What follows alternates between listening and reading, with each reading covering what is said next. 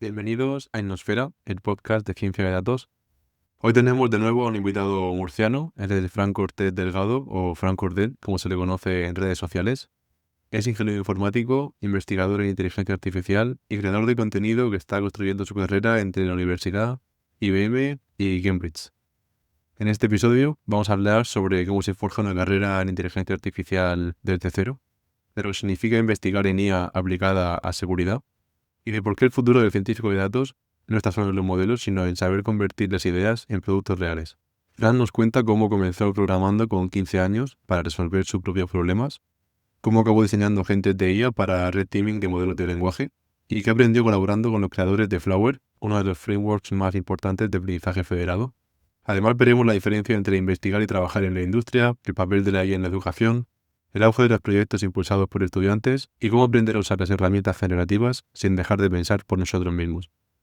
Es un episodio ideal para quienes estén empezando o quieren seguir creciendo en el mundo de la ciencia de datos, contado desde la experiencia de alguien que une curiosidad, rigor y creatividad para darle forma al futuro de la IA. Comenzamos. Cortés, ¿qué tal estás? Muy bien. ¿Qué tal tú? Muy bien, muchas gracias por estar aquí hoy. Hoy tenemos un episodio sobre una carrera en inteligencia artificial que merece la pena que escuchéis porque es variada. Este chico está metido en un montón de proyectos, tiene un historial académico también súper interesante. Así que quería empezar un poco porque nos dieras un poco una explicación de cómo has llegado al mundo de la IA y qué hace Xenera actualmente. Primero, muchas gracias por invitarme, Ángel. Muchas gracias por esta iniciativa que siempre mola, ¿no? Que Sí. Murcianos empiecen un podcast, la verdad. Y sobre todo, bueno, que esté invitando gente del mundo de la tecnología, de inteligencia artificial, que es lo que más me gusta. ¿Cómo empecé? Pues, bueno, yo ya empecé mis primeros periplos en informática cuando tenía 15 años porque tenía un problema con la sintaxis, esa asignatura tan divertida, ¿no? Ujú. Que, que dábamos en el instituto. Y hice una aplicación para mí mismo, por un lado, para ayudarme a programar, a aprender a programar, y por otro lado, para ayudarme a aprender la sintaxis del español. También se ve el logo por ahí detrás. Al principio Sí. se llamaba Analimundo. La aplicación llegó a tener 20.000 descargas. Dije, igual si la subo gratis la tiene también mucha gente. Y la subí gratis ya haciendo en la universidad, un proyecto un poco más serio que se llama Mi Sintaxis. Y la llegaron a descargar casi 100 personas durante la carrera, y ahí dije, voilà.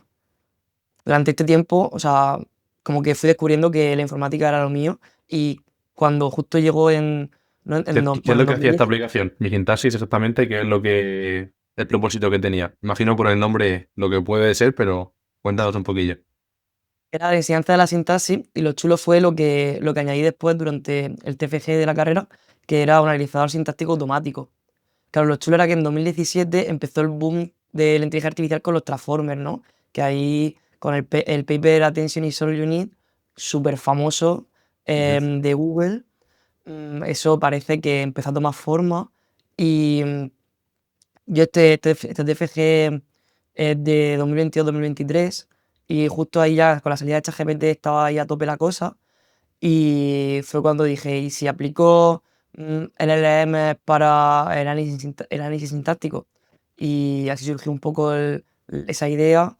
Y la aplicación es básicamente cómo gamificar este aprendizaje, ¿no? de la sintaxis del español. Y la idea también es extenderla con aprender español al final y la lengua. Cuando Y surgió la aplicación en un inicio, mi sintaxis, no había intención de meter la inteligencia artificial en ningún momento, ¿no? Eso surgió después. claro, claro, de primera eso para mí era magia. Sí, de primera esto era al principio simplemente hacer ejercicios, rollo tipo test, luego ejercicios de analizar oraciones, pero cuando empieza el boom de la inteligencia artificial, era como que de repente dices, ¡buah! Tengo superpoderes, ¿sabes? Y ya fue cuando me animé a decir, ¿y si la aplicación analizase solo sintaxis? Porque sí, sí, tú conociste Photomath, Sí, sí, que, la conozco. que metía una ecuación y te la analizaba automático. O sea, eso era magia. Sacabas la foto ahí le reconocía los caracteres y te resolvía. Literal. Entonces yo pensé, digo, y si hiciesen lo mismo analizando frases, ahorraría un montón, ¿no? De tiempo, y daría aprender muchísimo. Y un poco por ahí fui tirando. Y es un caso de uso que ahora quizás es como súper claro, ¿no? De le pasa una frase y la respuesta es una salida analizada. Un LLM se lo meto ahí del tirón. Antes como que nadie lo había hecho. Y digo antes como si fuese hace 10 años y fue hace 2, 3 años. O sea, Ujú. es que no es lo que ha cambiado. Y sobre todo también el aprender por tu cuenta en ese momento solo con vídeos de YouTube a programar. Y ahora tienes la capacidad de poder aprender con ChatGPT o con Gemini, con DeepSeek, con un montón de LLM a los que le puedes ir preguntando. O sea, es que si lo piensas, Ujú. todo el mundo puede aprender a programar hoy. O sea, Sí. antes ya se podía, hoy todavía más, ¿sabes? Sí, antes era más complicado o tenías que poner más de tu parte para conseguir resultados porque tú tenías que hacer de puente entre la solución y el medio de conocimiento.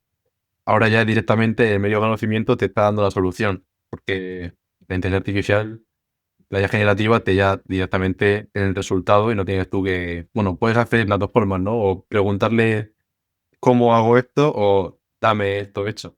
Entonces ahí está un poco la diferencia.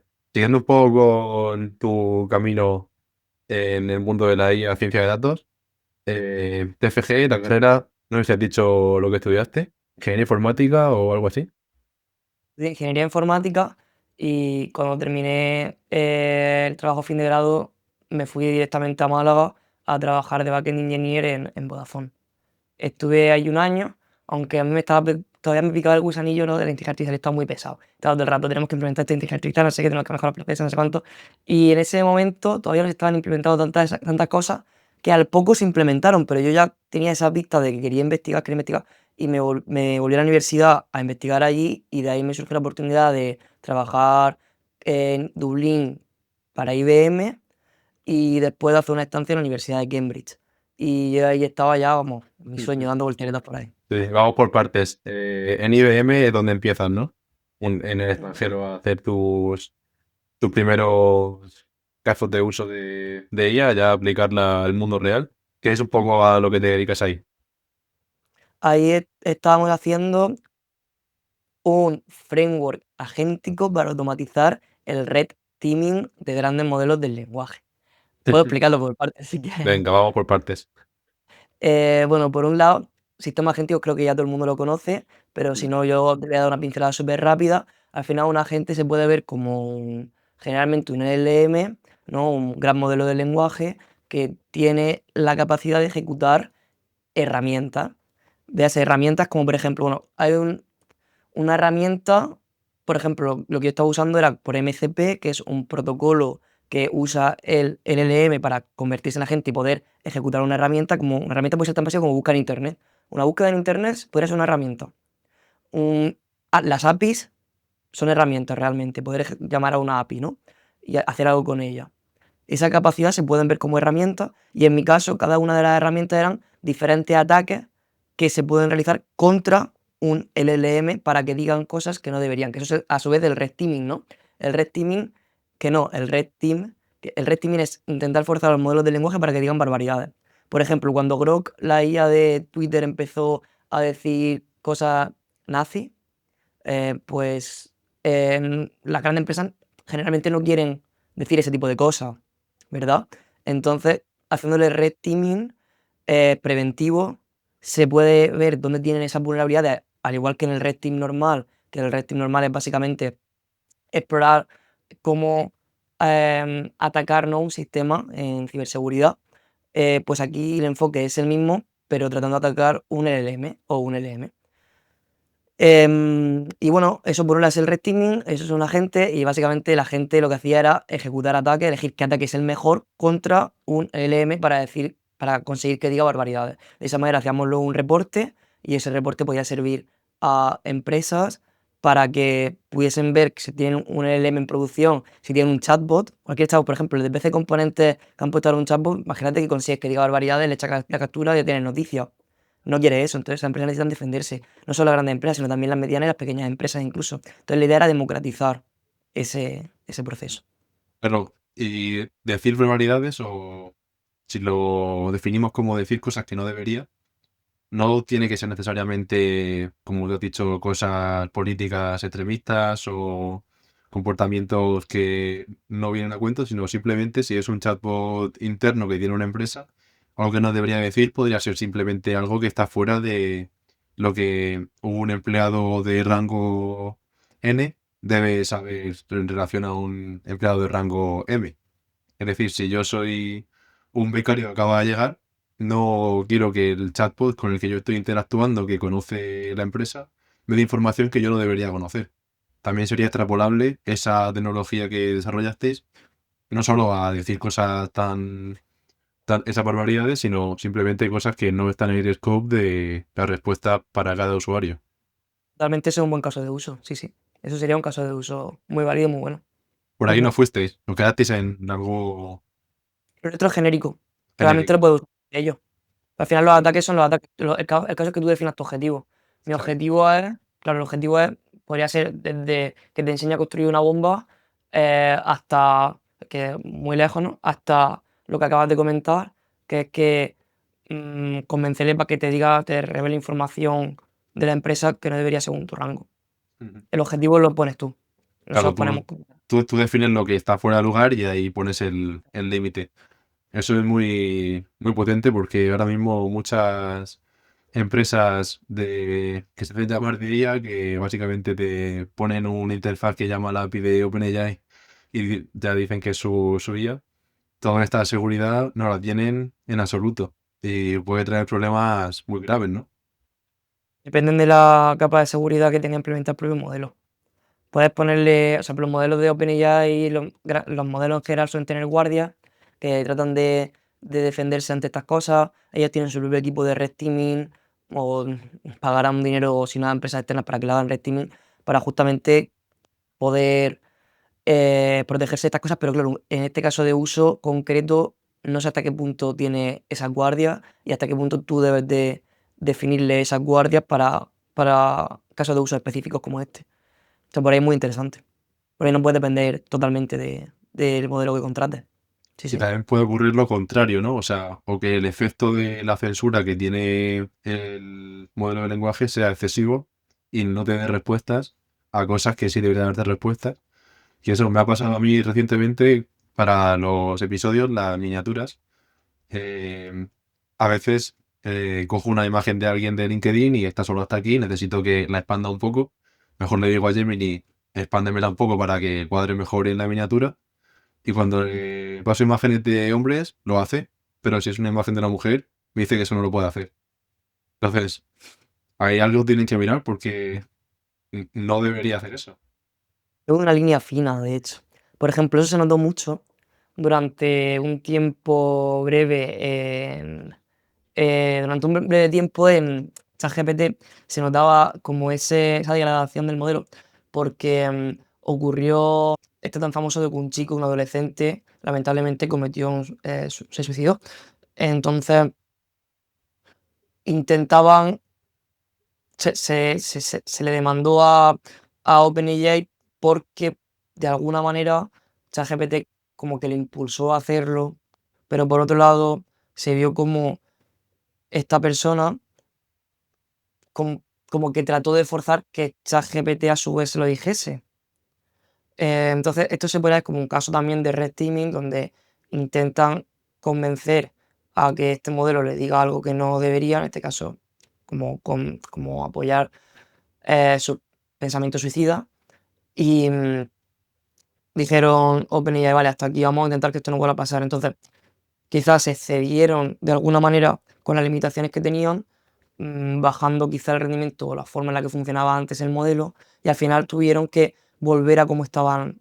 No sé si volver exactamente a como estaban antes, pero desde luego no con tantas restricciones, porque al final afectaban a cómo el modelo funcionaba al final, ¿no?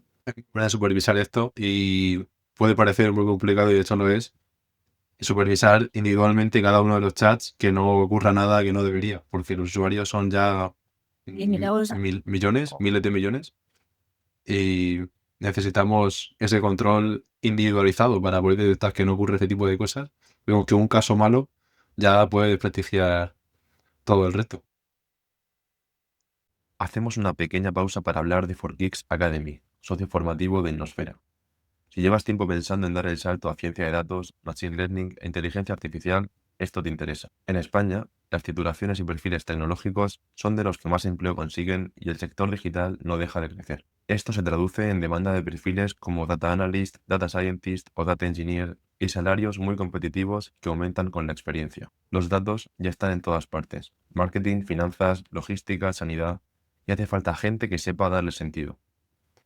El Bootcamp de Data Science, Machine Learning e Inteligencia Artificial de 4Geeks son 18 semanas con clases en directo 3 días por semana con profesores que trabajan en el sector. En este bootcamp trabajarás con proyectos reales para construir un portfolio que te abrirá las puertas de ese nuevo empleo que estás buscando. Entre 8 y 9 alumnos de cada 10 consiguen trabajo al terminar el curso. Y aquí viene lo realmente interesante. Innosfera te da una beca de 2.400 euros para inscribirte. Esta es sin duda la señal que necesitas para dar ese salto a ciencia de datos. Para conseguir la beca, suscríbete a la newsletter de forma totalmente gratuita y te enviaré un código que podrás canjear al aplicar al curso. Puedes encontrar el link en la descripción de este episodio o en nuestras redes sociales. Si ahora mismo no es tu momento, compártelo con esa persona de tu equipo o tu círculo que sabes que quiere empezar en el mundo de la ciencia de datos. Cualquier perfil es bienvenido. El equipo de 4Geeks Academy resolverá todas tus dudas antes de empezar para que solo tengas que preocuparte por aprender. Esta promoción es solo válida en España. Simplemente suscríbete a la newsletter de Innosfera y por ahí te enviaré el código. Y ahora volvemos con el episodio. ¿Tu segunda aventura en el extranjero, creo recordar, Cambridge? Bueno, ahí fue porque mm, yo quería hacer una estancia fuera. Entonces, mi universidad tenía presupuesto para que yo estuviese una semana.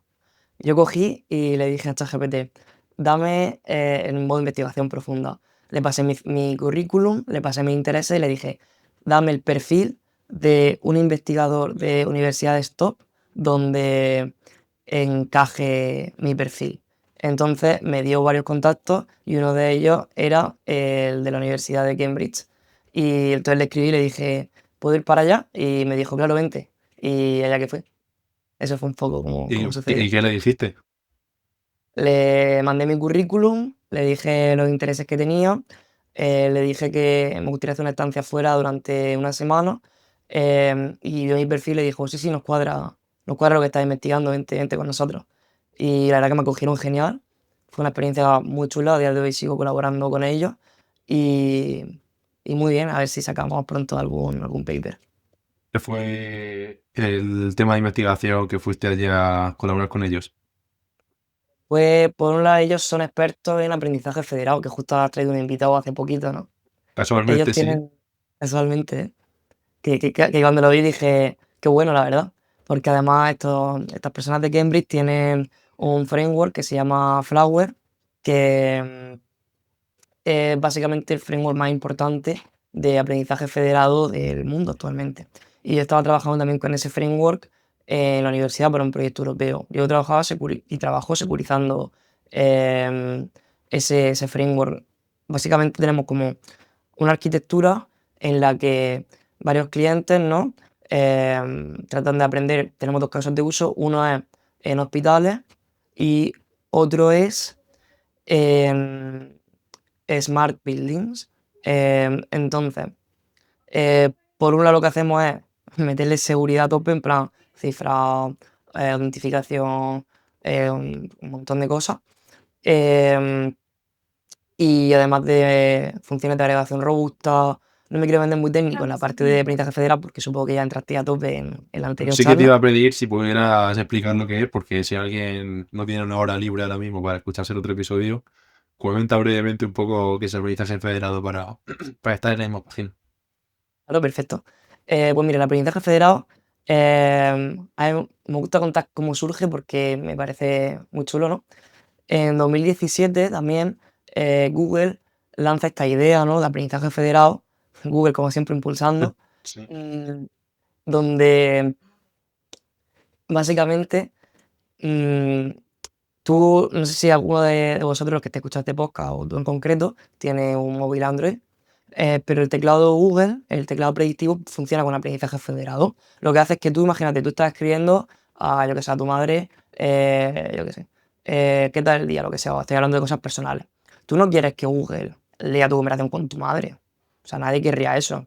Pero a la vez quieres que el teclado de Google te prediga las palabras bien, quieres que funcione correctamente, quieres que te recomiende cosas. Entonces, ¿qué es lo que hicieron un poco un punto de equilibrio, ¿no?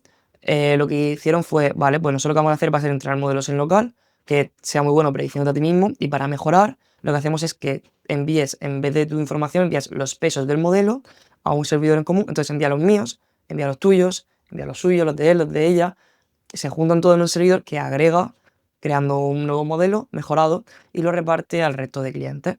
Es decir, te llega a ti a tu móvil, y esto generalmente ocurre cuando es de noche y tu móvil está cargando, bajo esas circunstancias, según dice el paper, o más bien el artículo donde lo publicaron, o el blog. Entonces, em, lo que está ocurriendo ahí es que está aprendiendo, sí, de manera que nadie puede saber si interceptan esa comunicación o si, bueno, ni siquiera Google teóricamente no podría saber de qué estabais hablando. Luego se ha visto con investigaciones que sí que hay maneras de tratar de ver, ¿no? Exactamente, más o menos de qué estabais hablando, así genérico, se pueden hacer una serie de ataques. Entonces, pues, nosotros lo que hacemos es tratar de securizar ese aprendizaje. Entonces, claro, yo fui a enseñarle eso a Cambridge, a los creadores en Flower, y también, sé que la quiere ver, pues, una charla también di con ellos, de lo que hacíamos, explicando lo que hacíamos más en detalle, y cómo estábamos intentando mejorar Flower, que he hecho ya ahí una merge request, a ver si suerte y la prueban, donde básicamente, pues, con esas medidas, ¿no? de securización del aprendizaje federado. Y aparte eso, por un lado en Cambridge, y por otro lado también mejorando el sistema este de agentes que explicaba antes de Red Teaming. Ellos le conté también ese proyecto, les interesó un montón, le dijeron que les gustaría mejorarlo también, se lo comenté a los de IBM y me dijeron que sin problema que podían ellos también colaborar. Y ahí estamos. Un rollo entre IBM y Cambridge, ¿no? Yo creo que sí. Hay buen rollo. Ya han tenido colaboraciones, yo creo. Guay. Y ahora sigue colaborando con ellos, dices. Sí, sí. Ahí estamos. Estamos Sigue ahí, pues, lo investigando. mismo. Sí, sí. Mejorándolo, Mola. mejorando la herramienta. ¿Y qué tal? ¿Cómo es la diferencia entre la forma de trabajar o la forma de entender? Porque eso es inteligencia artificial en cierta manera, el aprendizaje federado, podemos clasificarlo como eso, o simplemente es machine learning o algoritmos como tal. Si el aprendizaje federal es inteligencia artificial, es una manera de aprendizaje dentro de la inteligencia artificial.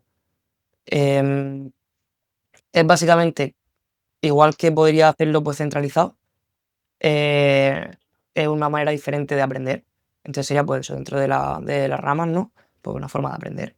¿Y crees que hay Ujú. diferencias en cómo desde España se entiende la IA y se investiga en IA a cómo se hace en, pues, Cambridge, por ejemplo, o otros sitios que tú puedas tener conocimiento? Pues la verdad es que en España son muy buenos también, o sea, hay gente muy, muy, muy top. Y sobre todo eso lo he visto cuando he salido fuera, que he dicho, claro, yo los tenía como gente prácticamente inmortales, ¿no? Como, vamos, gente con superpoderes. Y son gente extremadamente inteligente, pues está ahí. Pero hay mucha gente, o sea, me he encontrado con mucha gente muy inteligente, extremadamente inteligente, en España y en Murcia. O sea, que digo, es que esta gente perfectamente puede estar en Cambridge, ¿sabes? Que dan el nivel. O sea, obviamente lo que tiene ese tipo de sitio es que concentra como a la gente súper top de todo el mundo, poniendo facilidad. Entonces, eso por un lado, y por otro lado, que tienen mucho dinero. Eso se nota un montón. O sea, al final son países que tienen más dinero probablemente, bueno, seguro que nosotros, y aparte dedican más dinero a la investigación. Sobre todo, bueno, concretamente en Inglaterra, si haces un doctorado en la universidad, no te pagan parecido como en España. Pero lo que pasa es que después la gente que doctora allí en Inglaterra cobra una barbaridad. O bueno, Ujú. en el resto de Europa. Entonces yo creo que eso es una diferencia importante. El salario, ¿no? Puede ser la diferencia más importante a la hora de, ya sea investigar Y, en la- IA y- o puestos técnicos. y el presupuesto que tienes para manejar, para poder hacer ciertas cosas, para crear clúster animales, que la verdad que en mi grupo de investigación en Murcia tenemos buenas máquinas, la verdad. Y el salario también es bueno. Pero obviamente no tienen las mismas, ¿no? capacidades que puede tener un Cambridge, ¿no? Claro. Y también eres divulgador en redes sociales, ¿no? Un poco estamos aquí de Murcia levantando la divulgación en inteligencia artificial como podemos. ¿Qué es lo que haces? Pues me creé una cuenta porque un amigo que Instagram tiene bastantes seguidores, ciento y pico mil, que se llama R2 de los Coders, me dijo, esto merece la pena, yo creo que se te daría bien, tal, pruébalo. Y dije, venga, vamos a intentarlo. Me creé la cuenta, se llama francordel.ia y empecé a hablar, pues a divulgar inteligencia artificial donde pues os cuento qué recursos se pueden usar a nivel de desarrollo, cuento pues mi experiencia, eso tanto en IBM, en Cambridge, en los viajes que voy haciendo como investigador. Cuento también novedades de la inteligencia artificial que me choquen. También hago broma, plan así un poco más de humor. Hago de todo. El vídeo que subiste ayer es muy gracioso, ¿eh? Lo del Machine Learning fue buenísimo. Gracias, gracias. Es Fue así muy bueno. más de humor. Sí, hay un poco de todo. Es que no podemos siempre. En los podcasts, yo como ves, pues también parte seria y parte de broma. Tampoco está de más. Y el vídeo que también vi en tu perfil fue, y aprovechamos para comentarlo, la caída de AWS de hace una semana o dos, que cayeron servidores durante una mañana. ¿Qué es lo que pasó ahí? Para si alguien no se ha enterado, que se entere y que descubra lo que pasó. Pues básicamente eso fue un movidón, ¿eh? Porque, por ejemplo, aquí en Murcia, por ejemplo, RedSys no funcionaba, ¿no? Para lo que, lo que se hacían los pagos con tarjeta. Que eso fue muchos comercios que no podías pagar. Y claro, la gente ya no lleva efectivo. Entonces van con tarjeta en mano, ¿no? Ujú. Entonces decían, ¿ahora qué? Pues eso lo que pasó fue que Amazon aparte de ser, ¿no?, una empresa donde pues, puedes comprar productos online, es un bicho enorme. Y una de las cosas que más dinero le dan es AWS, Amazon Web Services. Pues básicamente tienen centros de datos, servidores, ¿no? En, vamos, a nivel mundial brutales. O sea, tienen una cantidad que probablemente, si no es el que más tiene y el más importante en el mundo, está entre los tres primeros, ¿no? Porque para mí los más grandes son, ¿no?, por lo menos a nivel occidental, Azure de Microsoft, AWS de Amazon y también tenemos Google Cloud, ¿no? Por lo menos son los tres que yo más conozco. Seguro que en Sí. China también hay importante, estará Huawei quizá dando ese servicio. Pero AWS tiene que estar ahí top, sin duda. El caso es que ellos tienen un servidor, bueno, un- el más importante está en Estados Unidos, em, y fue el que se cayó, el más tocho de todos, y a la vez pues tiene, básicamente se tiene mucho hardware legacy, ¿no? Como eh, hardware antiguo. Entonces es más propenso a fallar, además que es más grande y muchos servicios pasan por ahí. Si no es porque están literalmente tus servicios alojados ahí, porque tienen los DNS ahí. Que básicamente, bueno, los DNS súper rápido es para saber dónde están las cosas en internet. Súper rápido. Ya está. Entonces, si tú no sabes dónde están las cosas en internet, cuando tú vas a preguntar, oye, ¿dónde está, yo qué sé, dónde está Instagram? Que quiero ver un poquito por ahí unos reels. Y de repente voy a vender mi Instagram y se lo pregunta a internet y no sabe dónde está Instagram, te queda así. ¿Para qué? Claro. Entonces, pues un poco lo que pasó fue, tanto la gente que tenía literalmente el servicio en AWS, en ese sitio en concreto en Estados Unidos, como cuando querían buscar esa página y no la encontraban por los DNS. Eso fue. Y en Asturias pasó hace poco igual. Sí, Ha es sido verdad. Microsoft también. Pasó un poco después, ¿no? Creo que fue. A nada, a nada. O sea, esto estamos hablando hace unos pocos días. O sea, que pasó 2 semanas máximo entre uno y otro. O sea, es que es Mm. curioso, ¿no? Que te caiga la más grande que AWS, que casi nunca ha caído, o creo que es la primera vez que cae tan grande, y justo casi de seguido Azure. Aquí hay cabida para los conspiranoicos, así que por lo menos te vas Sí. a entretener. Esto también genera en algunas personas desconfianza en la nube, porque cuando hablamos de la nube como tal, al no entender la mayoría de gente, pues surge esa cosa de por qué voy a poner mis datos e información en la nube, de eso no es seguro. Totalmente. Sí, sí.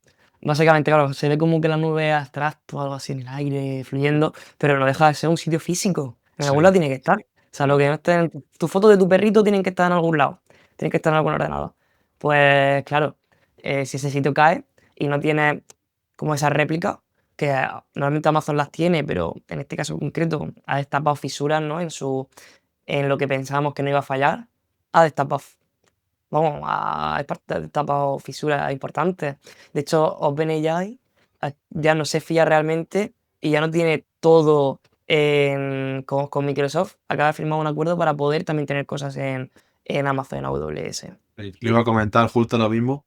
38 billones de dólares ha sido el acuerdo por 7 años para diversificar OpenAI su infraestructura de computación, no solo con Microsoft, sino ahora también con AWS.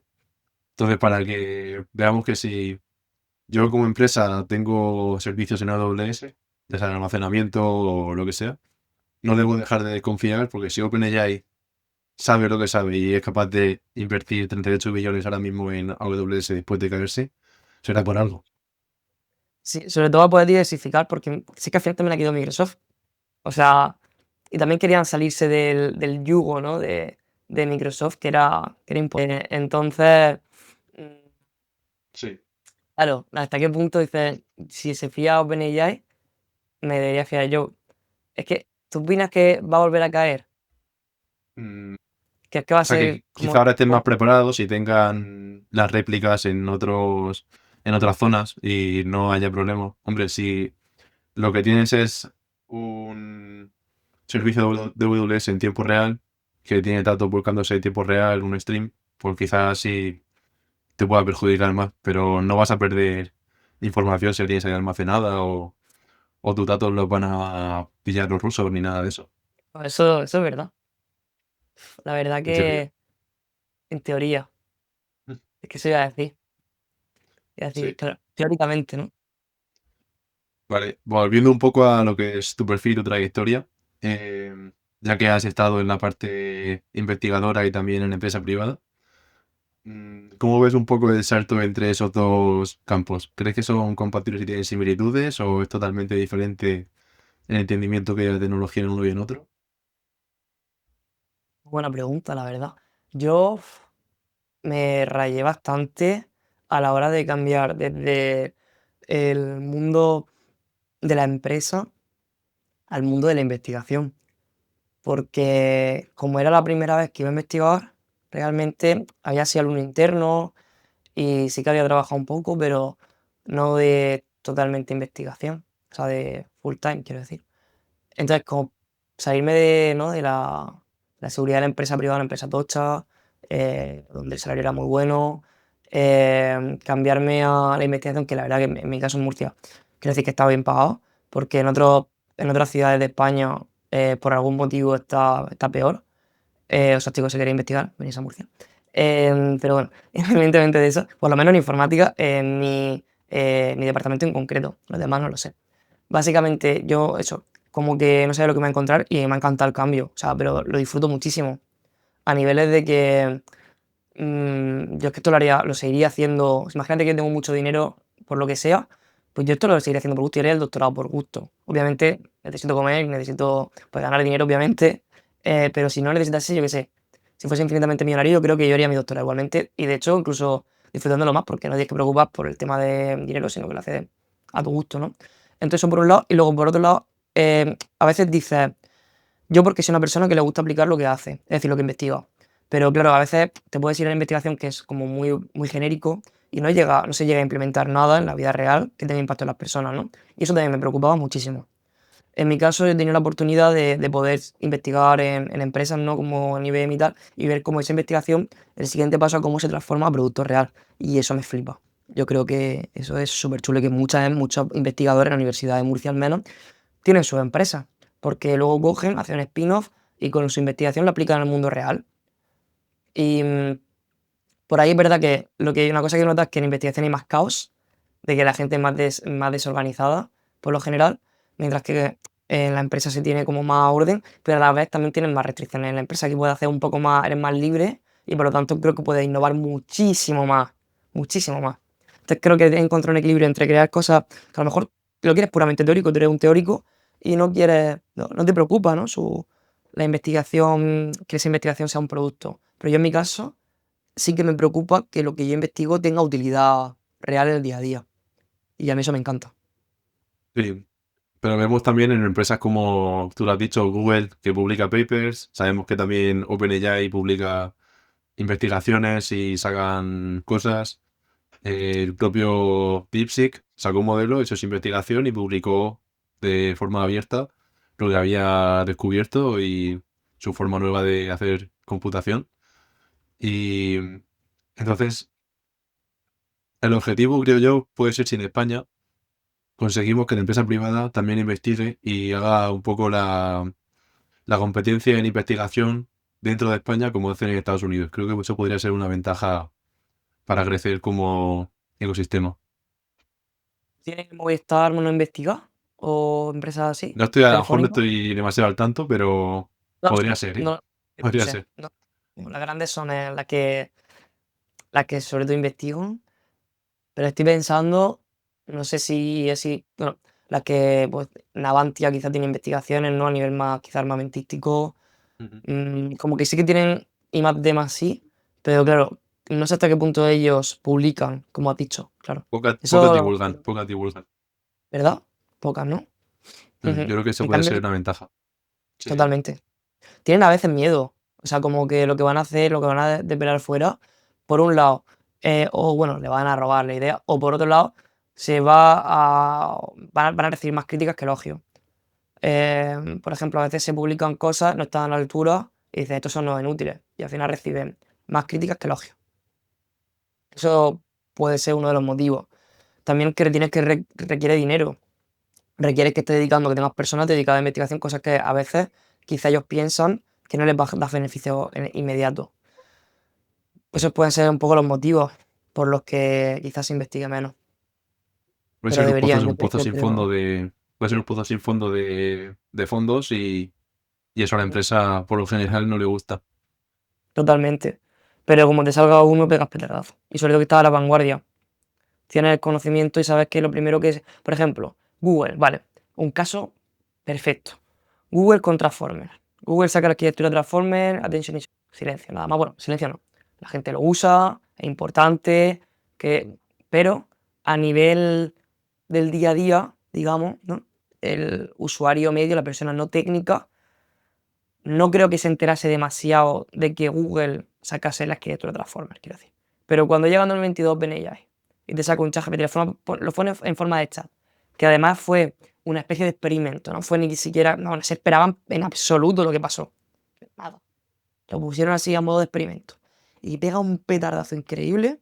Dice, hostia, Google, ¿por qué sueltas tu arquitectura y te quedas atrás y te pegan un baño? No es verdad.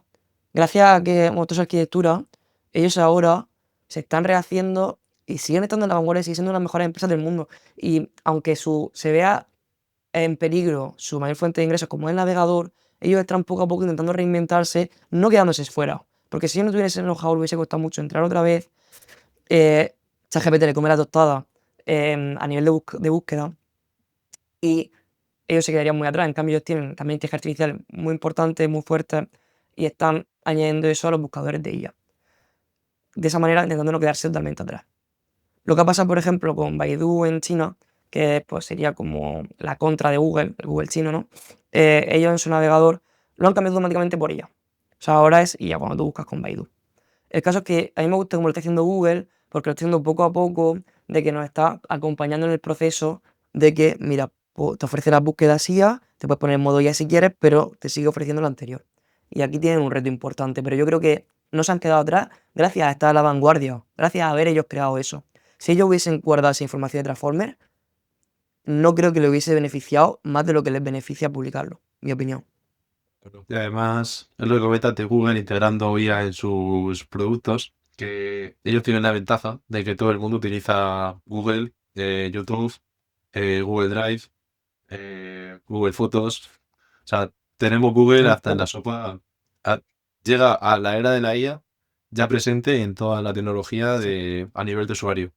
Entonces, esto que cuenta que lo integran poco a poco, pues es más que a propósito, porque no pueden de repente cargarse la interfaz y meter una IA conversacional o por imagen. Mantenerlo muy progresivo, porque el poder que tiene ahora mismo Google es muy fuerte.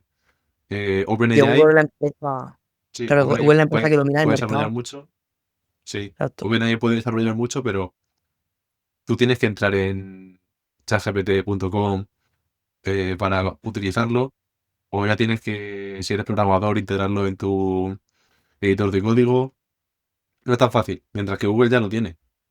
Exacto. Ujú. O sea, al final. Google también tenemos que tener en cuenta que está en el mercado de valores, ¿no? O sea, los inversores, si sube algo y lo hace mal, le pegan un petarazo para abajo. O sea, eso se ha notado cuando se ha quedado atrás rezagada, se ha ido abajo. Por ejemplo, Apple, que va más lenta, a veces es verdad que han quedado un poco las acciones por quedarse lenta, pero no le pega un petarazo para abajo porque saquen una barbaridad. Entonces, Google tiene por un lado, la necesidad, ¿no? de ir sacando cosas nuevas, pero la obligación de no equivocarse y de hacerlos, sobre todo, seguro, con cabeza y que no tiene necesidad. O sea, al final, la que lo saca a bailar es OpenAI. OpenAI la está sacando a bailar. La idea es que no baile al ritmo de OpenAI, sino que pueda marcar su ritmo. Vale, quiero volver un poco a ti porque nos hemos desviado un montón. Entonces, quiero que nos cuentes si tienes algún proyecto que esté en mente o que quieras desarrollar o un poco cómo está tu situación ahora mismo. Pues yo ahora mismo estoy, por un lado, terminando, bueno, estoy haciendo el máster de inteligencia artificial en la Universidad de Murcia online, que mi TFM es lo que he dicho, pues mira, ya que estoy con el tema de Cambridge, con el tema de IBM, lo junto todo y lo uso de TFM, y así me quito una parte, ¿no? Una parte de carga. Que además mola, yo que sé, que un TFM de la UMU, de la Universidad de Murcia, tenga por ahí nombres de esa gente, está guay, Ujú. me hace ilusión. Y eso por un lado. Luego estoy trabajando en la Universidad de Murcia investigando, que parte de mi trabajo es ese y otra parte es securizar el aprendizaje federado. Luego he estado viendo, mi sintaxis está, pues, es verdad que ahora mismo un poquito más barca porque llevo muchas cosas andando. Y luego, por otro lado, a raíz de una práctica del máster, que es de visión artificial, se nos ocurrió la idea de crear, a partir de esa práctica, una solución basada en inteligencia artificial que te prediga cuántas placas solares te caben en una superficie, ya sea por ejemplo, en tu finca. Imagínate que tiene una finca, que eso pasa muchísimo en Murcia, que tienen fincas donde están en desuso y están, por así decirlo, pues, muertas de risa perdiendo dinero. Pues se podrían poner placas solares, pero ¿cuántas? ¿Cuánto es el óptimo que podrías poner? Probablemente lo que hacen las empresas es mandar a gente ahí en persona que te comprueben cuántas placas solares poner. Pues la idea de esto es em, usar técnicas de inteligencia artificial y reentrenamiento de modelos de visión para calcular cuál es el punto óptimo de placas solares que podrías poner en un sitio, tanto en fincas como en techos. Bueno, Esa es un poco la idea. Que eso yo está lo ahora en Murcia mismo no. en idea, ¿no? Solamente. Y desarrollo junto como práctica de la universidad con idea de montarlo real. Eso un ¿Qué poco también. características tiene que tener un proyecto de IA para que te llame la atención? O a la hora de empezar a vender un producto o dar un servicio, ¿qué es en lo que te fijas a la hora de tú ser la persona o estar en el equipo de las personas que ofrecen tecnología a otros? Lo primero es que me tiene que motivar. En plan de decir, tío, esto me encanta. Porque al final eso es lo más importante. Vas a echar muchas horas y te tiene que apasionar. Algo que la hiciese por hobby, ese es mi caso. Por otro lado, tiene que usar las últimas tecnologías. Porque todavía me motiva más y Eso me es hace difícil, aprender. ¿eh? Para Los el día es conceptos de locura. última tecnología, en el Es momento que una salga locura. este episodio, ya no serán las últimas. Eso es un facto de manual. Totalmente, Sí. sí, sí. Lo máximo posible. Al día lo máximo posible. Em, Luego, yo ya hablando por ejemplo, de mi sintaxis, me gusta, en vez de tener que ir al usuario final, creo que ahora prefiero ir más a empresas, ¿sabes? Más una empresa a empresa, como se dice, ¿no? O empresa a empresa, el cliente, ¿no? O como le dicen los ingleses, ¿no? Business to consumer, pues igual. Cosas así. Creo que es más fácil para empezar que ir directamente a cliente final, creo. Al final es más fácil de vender. ¿Qué crees Aunque eso? quizá ¿Más accesible llegas. la empresa o puedes ir más a una necesidad específica que tenga y el usuario final puede ser más complicado? Exacto. Eso al final creo que puede ser más complicado porque es muy amplio, gente de diversa capacidad adquisitiva, ¿no? Como que el target es más diverso. Creo que si tú le solucionas esta vida a esta empresa y sé que le ha ahorrado X dinero, les merece la pena contratarme. Creo que a una Ujú. persona en concreto, al cliente en general, creo que es más complicado, yo creo. Aunque por otro lado también me gusta el tema de tener impacto en muchas personas y eso te lo da ir a clientes, a clientes de la calle, ¿no? No a empresas. Creo que tiene mucho más impacto en las personas individualmente, ¿no? Cuando vas a personas únicas. Entonces, hay que hacer como un equilibrio, la verdad, esas cosas. ¿Ves que hay un poco de fiebre con vendería a ya sea clientes o empresas? Hay una frase, ¿no? Que dice, si no me equivoco, Rockefeller, que era cuando él vio que su fontanero compraba las mismas acciones que él, en el año 29 se salió del mercado y fue el crack del 29.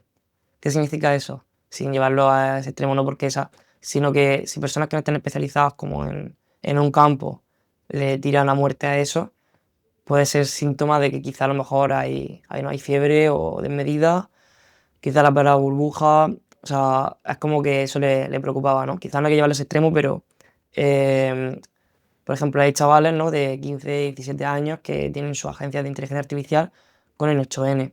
Yo no digo que no solucionen un problema, que seguro que sí, pero cuando todo el mundo hace, ¿no? Quiere tender por ahí, por lo menos es una alerta de que por lo menos deberías de fijarte, ¿no? Lo que está pasando. Y debería llamarte la atención, aunque sea, ¿sabes? Y entonces sí que creo que la hay, pero porque creo que también soluciona problemas, eso también es importante. O sea, realmente están solucionando problemas. No lo veo como el blockchain que soluciona problemas, pero no lo veo como el caso de uso del NFT, que estamos muy arriba y tan rápido como se bajo. Esto creo que tiene vamos, que lo estamos viendo, ¿no? Nosotros, cualquier persona lo está usando la inteligencia artificial, usando el LLM, y está viendo impacto en su vida y en su día a día. Y joder, yo ahora hago 100 cosas más rápidas que lo que hacía antes.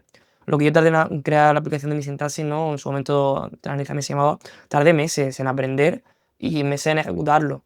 Y ahora eso lo haría en una tarde. O sea, esa es la capacidad que te da. Yo sí lo veo que está cambiando el mundo, y que lo va a cambiar más todavía, pero, hay un gran pero. Ahora mismo, para justificar las valoraciones tan altas del mercado, creo que como fallen en no dar esa excepcionalidad que se espera, va a ser una cagada, ¿sabes? Va a haber un problemilla.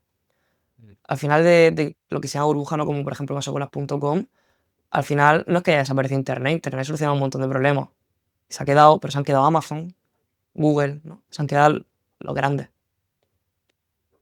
Pero lo que decías antes de que la IA ayuda a resolver problemas, por ejemplo, con mi sintaxis, ¿existe un riesgo de que ahora, si por ejemplo los niños empiezan en el colegio a utilizar mi sintaxis, la aplicación tuya, para hacer sus deberes de lengua, sepan menos, por poner simplemente un ejemplo muy concreto, yendo un poco más a lo genérico, el hecho de utilizarla ella nos hace menos capaces? ¿Cómo te notas tú a ti mismo ¿Cómo me noto yo? desde que usas la inteligencia artificial respecto a antes? En algunos casos podrían utilizarla y en otros casos sí debo utilizarla. O sea que hay que diferenciar bien cuándo sí y cuándo no. Yo creo que ahí está la clave, pero por otro lado, a veces digo, es que tiene el gatillo fácil a veces. Es como, se lo tiro de una, le pregunto y hasta entonces, ¿lo has hecho igual de lento, quizá algo más a nivel mental, que la salida que usa la calculadora? O sea, si tú dices esos cálculos numéricos, los básicos que sí que puedes hacerlo en la mente, lo hicieses en la mente efectivamente y no, o en papel y no lo con la calculadora, pero esto igual, rollo, programando o aprendiendo a hacer X cosas o, ¿sabes? Si lo hicieses por ti mismo, en vez de recurrir a lo fácil, creo que tendrías menos errores tontos al final. Porque ¿no te ha pasado que a veces te ofuscas con la inteligencia artificial con cosas que a priori son tontas, que tú dices, ¿cómo está fallando? Y en vez de coger y poner a hacerlo tú, estás perdiendo a veces más tiempo, yo por lo menos peleándome con la inteligencia artificial. A mí me ha pasado. Y sí que me he sentido, por ejemplo, me he sentido más lento en una cosa de una práctica de ejercicio que digo, macho, llevo aquí con las prácticas y tal, y creo que debería de todavía hacer yo más manualmente que intentar preguntarle menos, ¿no? A ChatGPT. No obstante, por otro lado, también me ha hecho lo que he dicho antes 100 veces más productivo en otras cosas y puedo hacer mil cosas más y sí que me quedo en lo general, o sea, sé como a nivel genérico, es como si tuviese un ejército de minions que yo mando a hacer X cosas que me hacen perder el tiempo y yo me dedico simplemente a mandarlos, ¿no? Y no a hacerlos yo manualmente. Y a veces es verdad que actividades de programación que disfrutaba, a veces las estoy delegando y a veces digo, no, no, venga, te voy a hacerlo esta vez en inteligencia artificial porque la disfruto, efectivamente me gusta, la disfruto. Entonces, respondiendo a tu pregunta, que parezco un político hablando, evitando, por un lado creo que sí. Creo que limita un poco, pero por otro lado te hace aprender más si tú eres suficientemente curioso y la sabes usar bien. Creo que esa es Creo que, la parte diferencial. creo que sí. Y creo que OpenAI estuvo muy acertado con el botón este que pusieron del plan para aprender. ¿Lo has visto? Sí. Es Es útil. como Yo un creo que botón. no lo usa nadie, pero ahí está. Esto yo lo he usado. Sí, Yo lo he sí, usado un poco. alguien lo usará así. Si no, es eso. Muchas veces no hay que decirle, dame esto, sino dime cómo hago esto. Y ahí está la diferencia, creo yo. Si queremos aprender de lo que estamos haciendo, porque si no, no se nos queda. No somos capaces de replicarlo muchas veces. Es eso, literal. ¿Has ¿Qué probado Notebook habilidades? LM? Sí, sí, sí. Está bastante bien, la verdad. O sea, que lo van Lo, actualizando muy frecuentemente y al mm, final pierden la última versión. Pero sí lo he utilizado para lo generar usas para aprender. podcasts, para meter ahí contenido. Mm, Es está que guay. aprendes ahora más usándolo. Eh, diferente, diferente. Es que es complicado definir, a día de hoy, este tipo de cosas es muy complicado definirlas para, de forma concreta. ¿Qué habilidades crees que van a ser si empezamos a delegar tanto en la IA? ¿Qué habilidades crees que sí que van a ser necesarias dentro de 5 o 10 años? Ah, qué buena pregunta también. Buah, pues Hombre, este es un podcast de calidad. sí, sí, sí, se ve, se ve. Pues yo estoy aprendiendo a. Mira, aquí tengo mi planta, ¿no? Estoy aprendiendo aquí a cultivar mi carmona. A irme a la huerta a plantarme mis limones. Tengo aquí todos Ole. los limoncitos. Pues a plantarme limones. No, o sea, al final, yo creo que más que cuáles son los trabajos, ¿no? Que no nos va a sustituir, qué trabajos más nos podemos aprovechar y nos puede hacer mejor la inteligencia artificial, incluso qué trabajos pues ya no son necesarios, pero porque nosotros decidimos hacer otras cosas que o nos llenen más o seamos más útiles. Por ejemplo, ¿no? Estaba cuando fue la revolución industrial, sacaron las máquinas en el movimiento este el ludismo, donde se dedicaban a destrozarlas. Y decían, eso, nos están robando el trabajo, pero al final, ¿qué trabajo sustituían el monótono? Que realmente la gente, que al final está usando esas máquinas. O sea, no es que no considero que se quitasen trabajo, sino que, bueno, que se empezaron a hacer otras cosas. Entonces, serán pues eso, serán y somos realmente ya operarios, ¿no? De esa inteligencia artificial.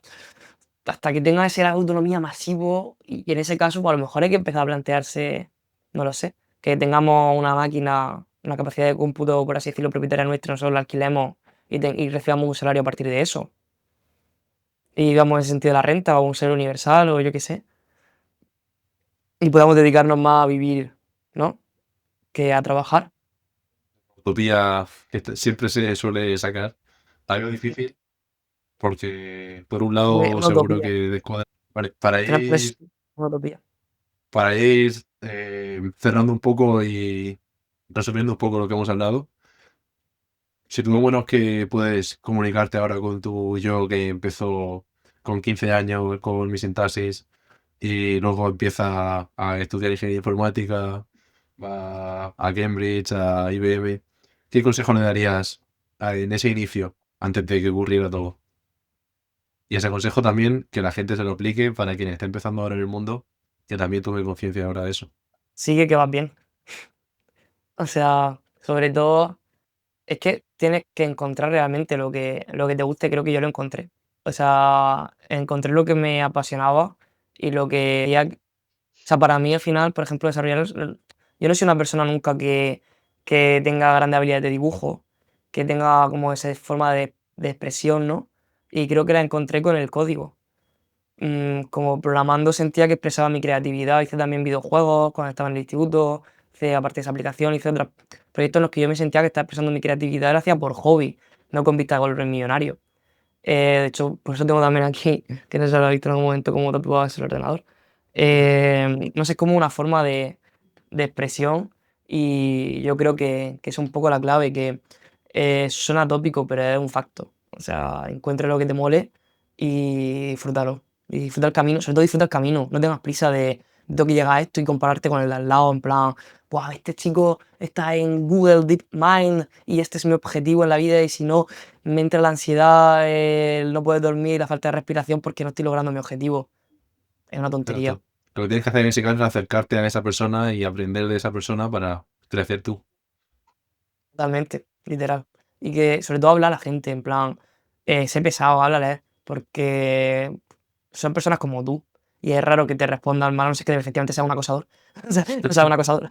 Pero intentas acercarte y de normal te das cuenta de que son personas como tú y que han pasado por ese mismo proceso de aprendizaje probablemente que estás buscando tú.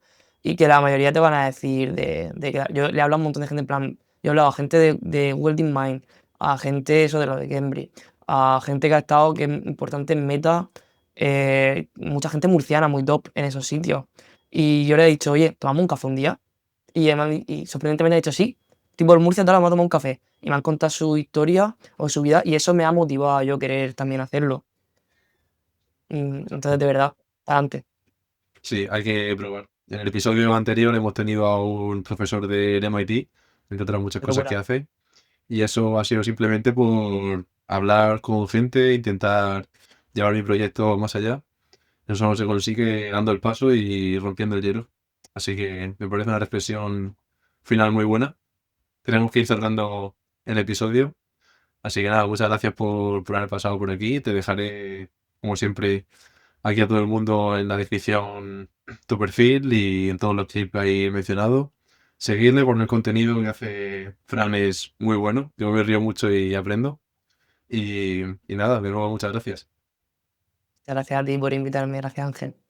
Y sigue adelante con el podcast que está muy bien. Y muchas gracias. Hasta luego. Adiós. Ok, pues corto aquí grabación. Puedes escuchar los episodios de Innosfera en YouTube y Spotify. Encontrarás nuestras redes sociales en la descripción.